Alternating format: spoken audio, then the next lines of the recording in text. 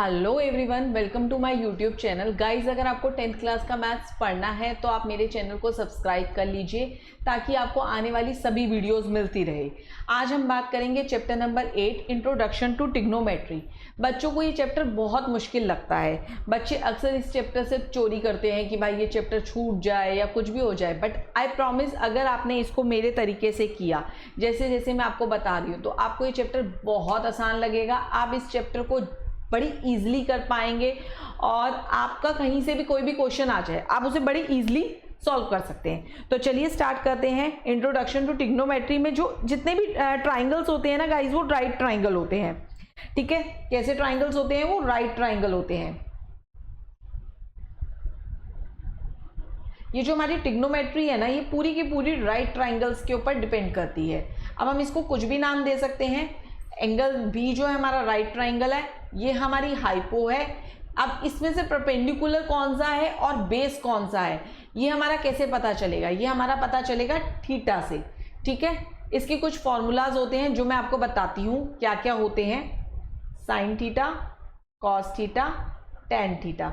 अब सबसे पहले बात कर लेते हैं हम, ये थीटा क्या होता है। थीटा बेसिकली एंगल होता है जिससे हम ये पता कर सकते हैं कि हमारा बेस कौन सा है और परपेंडिकुलर कौन सा है। फॉर एग्जांपल मान लीजिए एंगल सी हमारा थीटा है।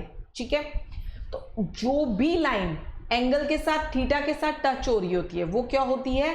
बेस होती है। और जो अपोजिट डायरेक्शन में लाइन होती है जो उससे टच नहीं हो रही होती, वो क्या होती है? हमारी परपेंडिकुलर होती है। फॉर एग्जाम्पल अगर ये, अब इसके अंदर बेस क्या हमारे पास? बेस हो गया हमारा यहाँ पर BC और परपेंडिकुलर हमारा हो गया AB। फॉर एग्जाम्पल अगर ये थीटा ये होता, एंगल A होता थीटा, तो हमारा बेस यहां बदल जाता। तब हमारा बेस क्या हो जाता? AB और हमारा परपेंडिकुलर क्या होता? BC। ठीक है, जो भी लाइन थीटा के साथ टच करेगी वो हमारा क्या होगा? बेस होगा। और दूसरी वाली लाइन क्या होगी? परपेंडिकुलर होगी। अब sin theta, cos theta, tan theta, इसके लिए कैसे हम करेंगे? पंडित बद्री प्रसाद हर हर बोले। ठीक है, पंडित बद्री प्रसाद हर हर बोले। अब P for perpendicular, H for hypo, B for base, H for hypo, P for perpendicular, B for base. अब ये क्या चीज है? Sin theta equal to perpendicular upon में हाइपो। परपेंडिकुलर क्या है हमारा इसके अंदर? फॉर एग्जाम्पल हम इसे थीटा ले लेते हैं। फॉर एग्जाम्पल हम एंगल सी को थीटा ले लेते हैं। हम यहाँ पर सिन सी भी लिख सकते हैं। फॉर एग्जाम्पल हमने सी को ले लिया, तो परपेंडिकुलर क्या होगा हमारा? AB और हाइपो क्या होगी हमारी? AC। ठीक है, ऐसे ही कॉस होगा। कॉस का क्या होगा? बेस अपॉन में हाइपो, बेस क्या हमारा? BC और हाइपोटीनियस क्या हमारी? AC। ऐसे हमारा टेन का क्या होगा? टेन सी क्या होगा हमारा? सी ले लेते हैं हम इसे, क्योंकि हम सी हमने लिया ना। टेन सी हमारा क्या होगा? परपेंडिकुलर अपॉन में बेस। परपेंडिकुलर क्या हमारा? AB और बेस क्या हमारा? AC, BC। ठीक है, आई बात समझ में? अब इसके अलावा कुछ और रेशियोज भी होती हैं। वो कौन सी होती है? कॉसेक। कुछ और टर्म्स के बारे में बात कर लेते हैं। Cosec, sec and cot.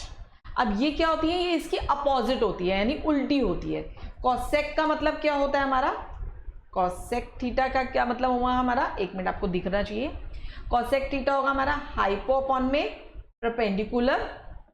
Sec theta हमारा होगा हाइपो अपॉन में बेस।